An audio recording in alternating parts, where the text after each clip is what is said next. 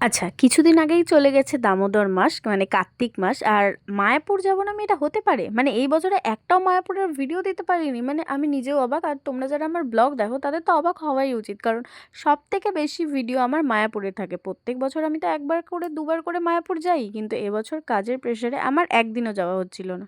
তো ফাইনালি আমি ছুটি পেয়ে গেছিলাম মায়াপুর। আর দামোদর মাস চলছিল, মন্দিরে বেশ ভিড় ছিল। আর মা বলেছিল মায়ের কতগুলো ভিডিও করে দিত, সে সেই ক্লিপই নিচ্ছিলাম, সাথে তোমাদের সাথেও শেয়ার করলাম। তো কিছুক্ষণ থেকেছিলাম। আর এবছর মানে এবছর না, এবারে যেতে অনেকটাই লেট হয়ে গেছিলো, আর ফিরতেও অনেকটা লেট হয়ে গেছিলো। তো খাওয়া দাওয়া করেছিলাম বাইরে, আর তারপর মন্দিরে গিয়ে আবার লাস্টে মন্দির দর্শন করে তারপর বাড়ি চলে এসেছিলাম।